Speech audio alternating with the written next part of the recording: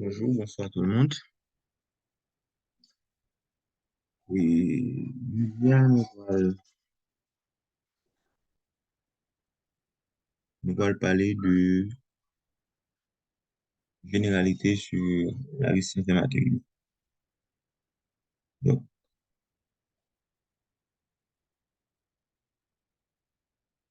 pour les étudiants de deuxième année, nous avons une définition de la licence des matériaux, but et objectif, notion de contrainte et de formation, aperçu historique, dans l'application de la licence des matériaux, principe de calcul, hypothèse sur les matériaux, hypothèse sur les matériaux, propriété des matériaux, définition des efforts, interprétation des efforts, relation entre l'effort tranché et le moment fixe. Nous pas privé dans deux points, dans trois derniers points, quatre derniers points, mais nous sommes capables de privé dans l'hypothèse sur la résistance des matériaux.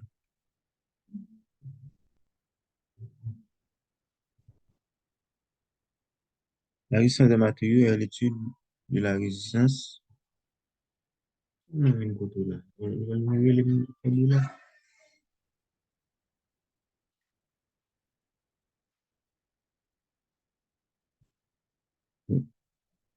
pas aller avec une brève définition de résistance des matériaux. Là, nous avons plusieurs définitions, mais nous allons des mots qui clés dans la définition de résistance des matériaux. On partit par la première définition de résistance des matériaux. On dit que la résistance des matériaux est l'étude de la résistance et de la déformation des éléments d'une structure. Donc, nous avons de transmission, bâtiment, pont, dans le but de déterminer ou de vérifier leurs dimensions afin que le support et l'échelle dans les conditions de sécurité satisfaisantes et au meilleur coût. Là, nous avons résistance, déformation, déterminer et vérifier leurs dimensions, support d'échelle dans les conditions sécurité satisfaisantes et au meilleur coût. Donc, mots, ça aussi des mots-clés qui font partie de définition de résistance des matériaux. Quelle que soit la définition appréciée par résistance des matériaux, donc, on pense que mots, ça, ce sont des mots qui sont indispensables. C'est des mots qui sont extrêmement importants pour mettre dans le cadre et définition de la résistance des matériaux.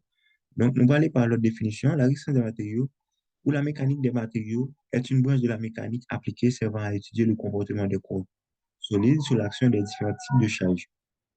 La résistance des matériaux traite non seulement des méthodes d'ingénierie employées pour le calcul, de la capacité des structures de ces éléments à supporter les charges qui leur sont appliquées sans détruire ou se déformer appréciablement, mais aussi présenter les critères de base pour la conception d'une structure, à savoir forme, dimension et l'utilisation des matériaux dans les meilleures conditions de sécurité économique. Donc, pour faire résistance des matériaux, objectif ou but, c'est qui s'allie, c'est déterminer et vérifier dimension, bien sûr, afin que vous capable de supporter l'ensemble de charges que soit en bâtiment, que subit, etc. Ou du moins, et en plus, calcul résistance des matériaux ou faire la condition que, ou supposer respecter sa condition de sécurité. C'est pour cela qu'on dit que dans le but de déterminer et de vérifier leurs dimensions afin que supportent les charges dans les conditions de sécurité satisfaisantes. Et aussi on dit que la résistance des matériaux nous gagne pour objectif, nous gagne pour but qui c'est sécurité satisfaisante et déterminer et vérifier les dimensions des pièces. Donc, qui est extrêmement important. Donc, pas oublier que le résistance des matériaux sont branche de la mécanique des solides. Donc, il fait partie de cours mécanique. Puis devant que nous allons que et côté résistance des matériaux a sorti dans le cadre cours mécanique. Donc, qui est extrêmement important. Donc, on allait plus devant. On dit en résumé, gain, ça nous a parlé tout à l'heure là, dans le cadre de définition de ces matériaux. Il y a trois mots qui sont extrêmement importants dans le cadre de définition de résistance des matériaux. Nous avons la résistance, qui est la capacité d'une structure, de ses parties et de ses pièces de supporter, sans détruire, une charge déterminée. Donc, on calcule tout là. Je suppose calculer, on calcule bâtiment, je suppose calculer, excusez-moi, je suppose calculer en façon que si c'est 10 si moun kap monte là sur les, il supposé capable de résister par rapport à 10 moun kap monte sur les, kap pobe sur les. Deuxième bagage encore, je calcule pour moi, je supposé faire résister par rapport avec ensemble de charges kap passe, que ce soit un tir RAV4, un camion trailer, donc dépendamment de pour quel type de véhicule que moi dimensionné pour. Rigidité. Rigidité, c'est la capacité d'une structure et de ses éléments de s'opposer à l'action déformatrice des charges extérieures, modification des formes et des dimensions. Donc, ma fond pièce, ça peut arriver que je tendance fait parfaitement rigide, mais la rigidité, on dit que la capacité d'une structure, de ses éléments de supporter à l'action déformatrice. Forme fait de s'opposer à l'action déformatrice. Donc, oui, toute pièce, on va voir ça plus devant, il va dire que toute pièce est faite pour les déformer. Donc, moi-même, ma pour calculer dalle là, gain ça le déformation. Donc, on passe, gain condition à ne pas dépasser, une condition qui dit que flèche que calcul a, il y a une limite. Donc, même si on ne parle pas, puis des fois qu'il parle de contrainte admissible. Donc, je suppose que contrainte admissible, c'est contrainte maximale, contrainte à ne pas dépasser. Donc, on a le troisième point, que c'est stabilité. La stabilité, c'est la capacité d'une structure et de ses éléments de conserver une forme initiale donnée correspondant à l'état d'équilibre élastique. Donc, on fait construction, on fait pour me rendre construction maintenant, les stable. On pas qu'à fin faire pour puis pour on a passé sur lui. Donc, et puis pendant on a passé sur lui pour établir arrêté, il s'avère.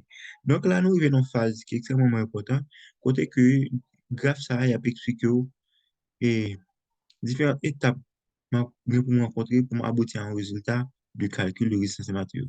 Là, il dit que vous avez un élément ou une structure, mes pièces à quelconque, les subit par un ensemble de charges extérieures. Donc là, structure ça, il y a une caractéristique géométrique qui est une dimension normale, il est capable de déformer, donc par rapport avec soit par rapport pli et ensemble de charges qu'il subit, donc joindre dans le cas de structure ça, l'inversion sollicitation. Et force à avoir des efforts internes, qui c'est des mouvements de flexion, des forces normales et des forces tranchantes. Mais chaque type de force, ça dépendamment de, un mode de travail dans la pièce même. Il permet de connaître qui mode de travail que nous avons dans la pièce, que ce soit traction, compression, flexion, cisaillement ou torsion. Donc, mais par rapport à mode de travail que nous sommes capables de mener moins de ça. Par rapport à un ensemble de valeurs, ça aussi conduit à déterminer valeur de contrainte et de formation. Toute pièce que nous avons pour étudier, nous avons étudier. Là, où étudier, on dimensionner, nous avons déterminer contrainte et déformation, pièce ça. Et ça fait qu'on ne peut pas parler de résistance des matériaux sans se parler de contraintes et de déformation. Donc, ma dimensionné et ma vérifié. Ça fait on va remettre dimensionnement et vérification des critères de résistance, rigidité et stabilité. Stabilité, trois mots, ça critères. Résistance, trois critères, résistance, rigidité et stabilité. Je suis supposé respecter tous les trois. Et pour m'aboutir avec un résultat quelconque. Bon. Là, nous entrons dans le but et objectif résistance des matériaux. Donc, nous ne pouvons pas entrer dans l'objectif résistance des matériaux sans pas parler des objectifs statiques qui sont branches, qui font partie de mécanique. Mais, mais, dans la mécanique, nous sommes capables de faire une mécanique des solides et mécanique des fluides. Dans la mécanique des solides, nous avons corps rigide et corps déformable. Et dans le même corps rigide, nous avons statique et dynamique. Mais résistance des matériaux, il fait partie du corps déformable. Et ça fait que, dans la définition de résistance des matériaux, nous voyons que, pas qu'à étudier une pièce par bon, résistance des matériaux quelconque, je suis supposé dire, résistance des matériaux, c'est calculer résistance des matériaux sans que je ne étudier des formations pièces. Donc, qui est extrêmement important. Donc, nous, statique là fait partie de corps rigide et résistance des matériaux fait partie de corps déformable. Donc, en pile, monde qui a fait résistance des matériaux, c'est sûr étudier résistance des matériaux, mais il n'y a pas qu'à différencier de qui côté nous capable de statique là et qui côté nous capable de résistance des matériaux. Et nous parlons maintenant objet résistance des matériaux, nous parlons parler de objet statique et résistance des matériaux, il faut parler de objet statique. D'accord? Donc, nous parlons objet statique là, lui-même, lui là pour lui-même étudier sa stabilité externe et prend en compte sa détermination des actions de liaison ou bien réactions de support. Un support ou d'un ensemble de corps solides, forts, non déformés. Par rapport à un repère galiléen, le solide sera considéré comme infiniment rigide. Étudier donc la statique d'une structure revient à étudier sa stabilité externe. Donc, on peut étudier une structure statiquement. Donc, statique là, lui permet moins étudier sa stabilité et externe. Ou alors, pour résistance à matériaux lui-même, il permet moins à étudier sa stabilité interne et statique là lui-même. Environ en détail statique, c'est l'étude de la stabilité des formations à l'intérieur de matière et les déplacements de la ligne. Ouais, c'est différenciation ça que nous avons fait de statique et résistance des matériaux. Pas oublier que on peut pas nous dire statique là sorti dans corps rigide et résistance des matériaux dans corps déformant. Nous, objet statique à lui-même, il revient à étudier sa stabilité et externe, c'est-à-dire la détermination des actions de liaison. Mais pourtant, la résistance des matériaux est l'étude de la stabilité interne, c'est-à-dire la détermination des contraintes et des formations. Donc, nous capables, en parlant de bulle de la résistance des matériaux, nous capables de prendre définition de résistance des matériaux comme bulle. Donc, bulle de la résistance des matériaux, c'est toujours des formations. C'est ça fait que il y a des ouvrages qui sont capables de parler de bulle de résistance des matériaux, ou du moins la définition de la résistance des matériaux. Donc, comme nous connaissons les résistance des matériaux à son coût, qui sont coûts mécaniques, donc en particulier la statique, et même si nous avons parlé de objets, différents objets de statique et résistance des matériaux pour différencier chaque, en W. En lit, si on applique en tête ça, on dit que la résistance des matériaux, c'est une science qui s'appuie sur la mécanique rationnelle, en particulier la statique. Mais la statique ne considère que les actions extérieures. Ça nous a dit ça dans objet résistance des matériaux et objet statique. La statique ne considère que les actions extérieures appliquées au système étudié. Mais la résistance des matériaux, au contraire, pénètre à l'intérieur des systèmes pour étudier les forces appliquées à chaque élément de la matière. Et donc, les déformations qui en résultent. Voilà. Nous, ouais, statique là fait appel avec ça, ou les stabilité externe, résistance des matériaux, stabilité interne, à savoir, y compris détermination des contraintes des déformations. Autrement, c'est une discipline particulière de la mécanique des milieux continus qui permet de concevoir une pièce mécanique, un ouvrage d'art ou tout objet utilitaire. Ce dimensionnement fait appel à des calculs qui prévoient le comportement de l'objet, dont la conception doit réunir les meilleures conditions de sécurité et d'économie esthétique. Même je nous ai parlé tout à l'heure de la définition des matériaux. Nous, ouais, c'est concevoir, réunir les meilleures conditions de sécurité, d'économie et esthétique. Étant qu'ingénieur, m'a fait un projet et pour un client, supposé ça respecte ça relève économie, sécurité et esthéticité. Mais esthéticité, on voit que d'entrer dans plus qu'à l'architecture. C'est l'architecte lui-même qui va beauté dans le projet, mais pas l'ingénieur civil. Donc, pas oublier que je dis nous que nous pas qu'à parler de résistance des matériaux, ça parler de contraintes et de déformations. Donc, nous avons des forces qui sont extrêmement importantes dans ça, nous avons pour nous entreprendre dans le cadre de résistance des matériaux. Nous parlons de force de volume, force de volume, nous avons force de pesanteur, force d'inertie, force de volume appliquée à chaque élément du volume du corps. Nous avons force de surface. Force de surface, par exemple, pression du fluide, poussée d'un remblai, charge supportée par une poutre appliquée à la surface du corps. Donc là, nous avons un cas de figure côté que Il y a des dispositions, ça vous m'expliquer, nous, c'est position contrainte normale et contrainte de cisaillement. Donc, là, nous allons plus parler, identifier nos sacs et nos repères, côté qui va contrainte normale et contrainte de cisaillement. Donc, on va oublier contrainte normale, bien expression, donc on est contrainte normale là. Je dis une contrainte normale là, c'est une force appliquée sur une certaine surface. Donc, une grandeur, on dit grandeur, unité de mesure. Et contrainte là, c'est ça relève le Pascal ou mégapascal ou bien le bar. Donc, si il y a une force sur surface, donc force en newton, surface en millimètre carré, donc relation entre force surface, contrainte capable de mégapascal, comme on connaît que 1 newton millimètre carré vaut mégapascal, donc c'est pour cela qu'on dit que donc à partir de newton millimètre carré, ou bien que newton centimètre carré, nous sommes capables de passer de même à Pascal, qui est l'unité fondamentale de, de la contrainte normale. Nous allons aller plus devant.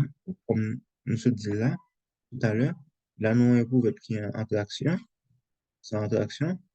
Donc, puisque force se dirige vers l'extérieur, donc l'interaction, mais si les forces se dirigent vers l'intérieur, nous avons gagné en compression. Donc, contrainte normale, on détermine les contraintes normales solides. Donc, contrainte normale là, avec la force de surface, comme nous avons dit tout à l'heure, surface S désigne la section initiale de l'éprouvette à l'aide de la comparateur mesuré en allongement delta et à partir centrale de l'éprouvette. Par la suite, on considère plus particulièrement l'allongement relatif qui c'est déformation. Nous allons plus devant que des relations qui existaient entre contrainte et déformation. Déformation, c'est lié au epsilon non, mais l'allongement relatif qui c'est delta L sur L. Relation qui existait entre contrainte et déformation, ça va révéler que par ces relations qui étaient établies par la loi de Robert Hooke ou bien la loi de Hooke. À savoir, contrainte est proportionnelle à la déformation. Donc, là, c'est même éprouvé de ça que yo joue un résultat graphique pour te tracer pour contrainte de formation ça. Donc là, nous, contrainte normale a toujours placée sur l'axe des ordonnées et des formations toujours placées sur l'axe des X. C'est même dans le cas de figure ça, nous pouvons parler nous de ça. Et il est un matériau qui est élastique avec un matériau qui est plastique. Donc, pas oublier que tout matériau qui est élastique, donc c'est matériau que l'eau allongé est capable de reprendre forme initiale. Donc, qui contraire avec sa relais matériau plastique là, nous avons zone élastique, zone plastique. Nous venons de dire tout à l'heure, hein, coût contrainte déformation. Donc, toujours même cas de figure, parler de coût contrainte déformation, etc. Là, gain ça relève contrainte de cisaillement au module de l'élasticité transversale. Ça n'est pas même par rapport avec ces relations qui existaient tout ensemble avec module d'élasticité, fonction du matériau et coefficient de Poisson. Donc, pas oublier que, si je songe ça, contrainte de cisaillement ou le module d'élasticité transversale là, les fonctions non seulement du module d'élasticité matériau et fonction de coefficient de Poisson.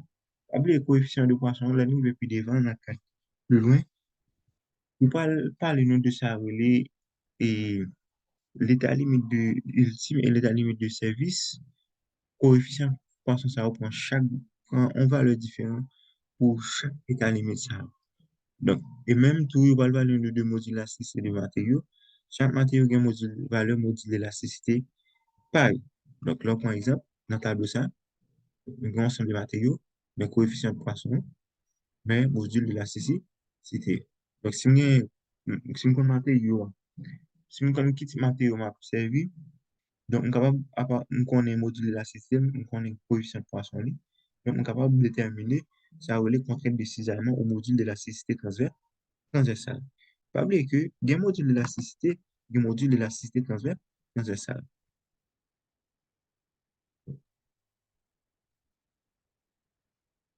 Donc là, yo, t'as parlé de toujours dans le même cadre de contrainte de déformation. Hein. Le côté que a dit l'allongement total à la rupture est de l'autre 25%, c'est plus de 100 fois plus l'allongement élastique. C'est toujours dans le même cas de figure ça, relation contrainte de déformation, hein, que tu as expliqué nous. Ça. Et on a continué. Oui, on a nous arrivé dans la phase pour nous parler de contrainte admissible. Contrainte admissible, c'est contrainte maximale à ne pas dépasser. Donc, tout calcul de résistance des matériaux revient à calculer la contrainte et déformation.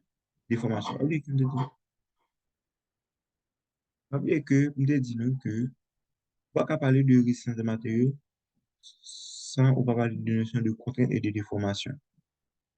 Contrainte admissible, c'est contrainte maximale à dépasser. Prenons par exemple, si nous avons un bâtiment qui est sur le sol, donc bâtiment exercice à une contrainte. Sol là, c'est une surface. Donc, si nous avons une force sur surface, ça représente le bâtiment sur sol là. Donc là, il exerce un certain point. Donc, à partir de ça, je sais pas, on est capable de calculer la contrainte normale. Donc, mais pas oublier que, mais il y a une contrainte à ne pas dépasser. Donc, prenons par exemple, le plus souvent, chaque type de sol gagne une contrainte admis, admissible. Si par exemple, côté où il y a quelconque, nous gagnons une contrainte admissible sol qui est égale à 10 MPa, 0,1 MPa, 0,10 MPa, mais comment contrainte bâtiment est supposé par rapport avec contrainte sol moins gagnant? Il est supposé supérieur ou inférieur. Donc, là, c'est jamais supérieur. C'est supérieur, donc les salles ils font la descendre. Donc, mais si que l'inférieur, donc les ça seulement li à résister par rapport avec contrainte bâtiment. Donc, jamais, au grand jamais, contrainte bâtiment n'est jamais ne doit être jamais supérieur par rapport avec la contrainte du sol, qui est la contrainte admissible. Notion de déformation, toujours dans le même cadre de contrainte de déformation, nous avons parlé de zone élastique et zone plastique. Donc, nous tout solide soumis à un effort se déforme. Dès le commencement, on avait dit, les déformations résultent et varient avec les charges appliquées sur les objets. Elles sont mises en évidence par la variation des dimensions et peuvent être élastiques ou plats ou plastiques. Quel est l'élastique? La déformation est dite élastique si le solide reprend sa forme initiale après arrêt de l'action des forces, car d'un ressort chargé normal. Déformation plastique. La déformation est dite plastique si le solide reste déformé après arrêt de l'action des forces. Par exemple, cas d'une pâte à modeler. Donc, si je regarde, donc, la réalité, non, la forme que je la même pas, j'aime répondre pour initiale. Donc, là, ça, on pas dans le modèle qu'on va considérer comme, et si, par exemple, matériau, et si on a dit son matériau, donc, les saliers, place, les plastiques, voilà, les plastiques. La limite d'élasticité est une contrainte caractéristique du matériau. Elle ne dépend ni des dimensions de la pièce ni des solutions qui lui sont appliquées. Dans le cours de résistance des matériaux, nous nous intéressons exclusivement aux matériaux élastiques. Oui, ceci veut dire que nous supposons toujours que les sollicitations auxquelles sont soumises à les structures étudiées sont suffisamment faibles pour que la déformation soit élastique.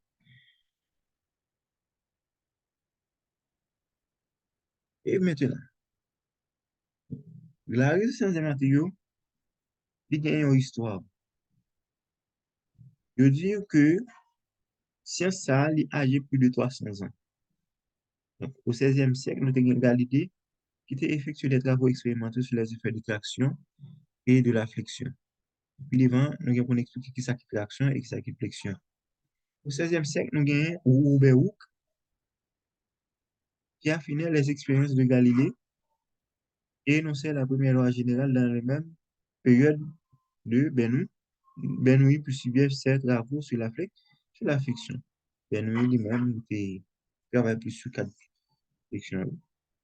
Au XVIIIe siècle, Coulomb établit une méthode de calcul d'une poutre fléchie en considérant l'équilibre d'un tronçon de poutre. Donc, l'industrialisation entraîna un développement important des expériences et des théories de comportement de la matière, théorie de l'élasticité. Actuellement, les recherches se poursuivent dans plusieurs domaines, la fatigue des matériaux, le comportement à très basse ou très haute température. On a fait grande recherche sur les comportements des matériaux à très haute, à très basse température. Donc, dans le cas d'aperçu historique récent des matériaux, nous avons Galilée, nous avons Robert Hooke, nous avons Bernoulli et nous avons Cook. C'est quatre auteurs ça, qui sont auteurs clés dans le cadre de l'essence des matériaux. Donc, là, les autres, en, en 1678, Robert Hooke énonce les bases de la théorie de l'élasticité linéaire. Donc, nous avons réversibilité et proportionnalité des informations par rapport aux efforts, qui rencontre des petites déformations de la plupart des corps solides. Elle est utilisée peu après Marriott et Jean Bernoulli pour résoudre des problèmes de flexion de proutes. Après les travaux de Charles-Augustin Coulomb, Henri Navier, Augustin Louis Gauthier, entre autres, au milieu du 19e siècle, la résistance des matériaux est créée en tant que science appliquée. C'est en 19e siècle que la résistance des matériaux est venue en tant que science appliquée. Donc, les recherches, depuis les années 1970, orientées vers le développement de ces méthodes, donc vers l'étude des petites et grandes déformations permanentes des matériaux, des phénomènes de rupture, de la résistance aux environnements complexes, efforts évolutifs haute basse température, et envers l'utilisation des matériaux nouveaux, supérieurs polymères, matériaux, composites, céramiques, etc., etc. Donc, nous allons entrer dans un cadre qui est extrêmement important, qui c'est le champ d'application de la résistance des matériaux. Côté nous capable de résistance des matériaux, dans quel autre domaine capable de résistance des matériaux? Donc, on peut étudier de nos jours, je pense que leur parler de résistance des matériaux, ou plus que dans le cadre bâtiment, calcul bâtiment, etc. Donc, non, au grand jamais, résistance des matériaux pas fait partie de seulement grand génie civil. Donc, champ d'application de la résistance des matériaux. Le champ d'application de la résistance des matériaux est très vaste et peut être rencontré dans chaque discipline de l'ingénierie. Construction, génie civil ou bâtiment, oui. Mécanique, machine, moteur, avion. Oui, ils utilisent ces matériaux en pile dans le cadre mécanique, machine, moteur, avion. Chimie, réservoir chaudière, électricité, câble pylône centrale électrique. Oui. Physique, nous avons pour physique du solide, matériaux, et physique des matériaux. Donc, cadre physique des matériaux, nous sommes capables de faire ici des matériaux, etc. Principe de calcul de la résistance des matériaux. Pour réaliser un calcul de la résistance des matériaux, nous avons besoin de connaître les actions mécaniques exercées sur les mécanismes et les matériaux utilisés. L'étude de la résistance des matériaux va permettre de définir les sollicitations et les problèmes qui en résultent. Là, par rapport avec un petit et dessin, nous allons voir que, organigramme, nous allons voir que différents principes, étapes, calcul, les fait dans le calcul de la résistance des matériaux. Là, nous avons un mécanisme. Donc, pour déterminer les actions mécaniques, soit on utilise un programme informatique ou bien moi-même, en soit on est capable de déterminer calcul manuel ou le calcul manuel. Donc, le ça capable statique ou bien dynamique. On gagne des actions mécaniques exercées sur une ou plusieurs pièces mécaniques.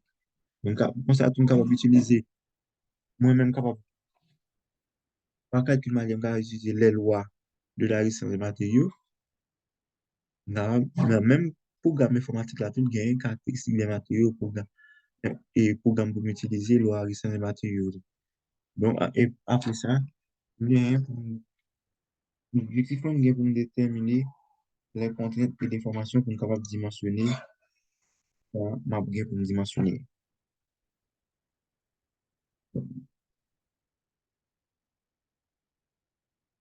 Nous sommes capables de parler hypothèse de la résistance des matériaux. Donc, on parle de l'application hypothèse sur les matériaux. c'est continuité, isotropie, homogénéité. Nous allons voir que, on parler de homogénéité, nous, ouais, ça veut les identités identiques, catégories identiques. Nous ne parlons pas de isotropie, nous parlons, ouais,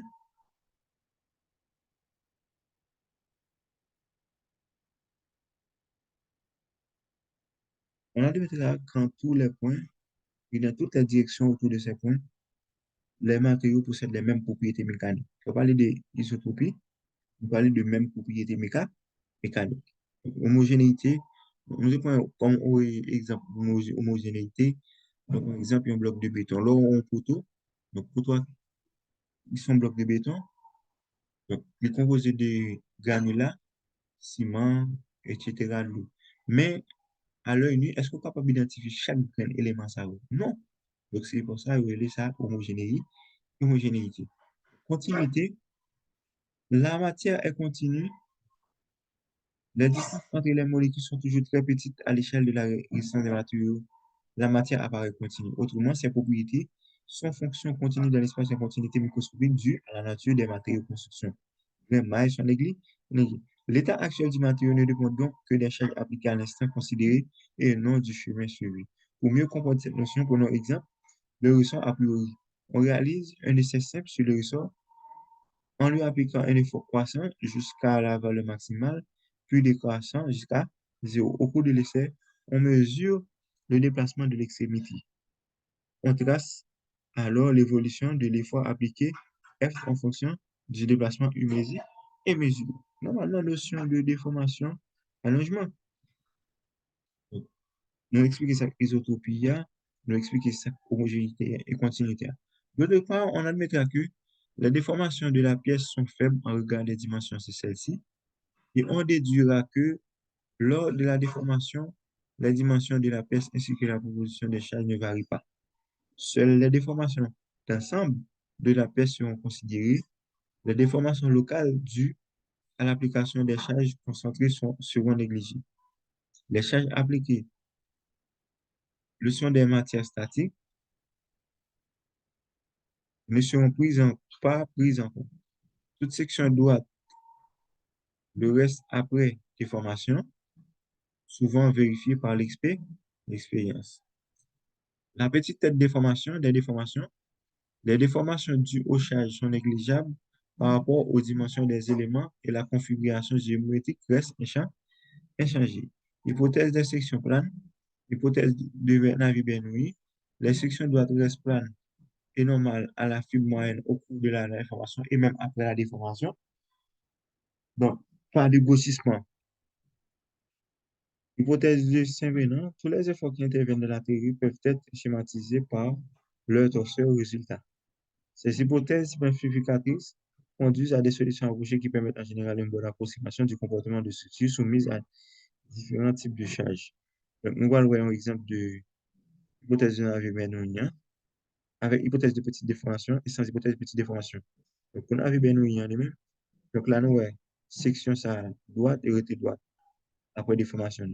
Mais partie initiale, mais finale. Donc, par le grossissement des sections droites. Là, nous avons grossissement des sections droites. Regardez comment partie ça, oui. Moyenne. Ouais, ouais, et déformation. Donc, dans la définition des efforts de la RDM, donc, on va pas nombre d'efforts normal, effort tranchant, mouvement de friction.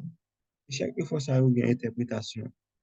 Donc, nous pas profiter sur partie ça comme c'est généralité. C'est la licence des matériaux. Bon, c'est que dans les sciences prochaines que nous capable plus parler de notions ça, évidemment, l'effort normal est associé à une évaluation des recommandations des personnes moyennes. Les sections voisines restent parallèles, mais sont écartées soit rapprochées. Il y a un moment de moment réfléchissant, il y a un moment de tension. Et quand tableau, c'est, il va montrer nous tout que l'effort normal, quel est l'effort normal, comment déformer en fait, l'aime l'effort tranchant, comment déformer en fait, l'aime mouvement de réflexion, comment déformer ça, il fait. L'aime torsion, comment il fait, etc. Donc, et enfin, pour nous finir que, nous gagnons unité de mesure que nous besoin pour utiliser dans le cadre de puissance des matériaux.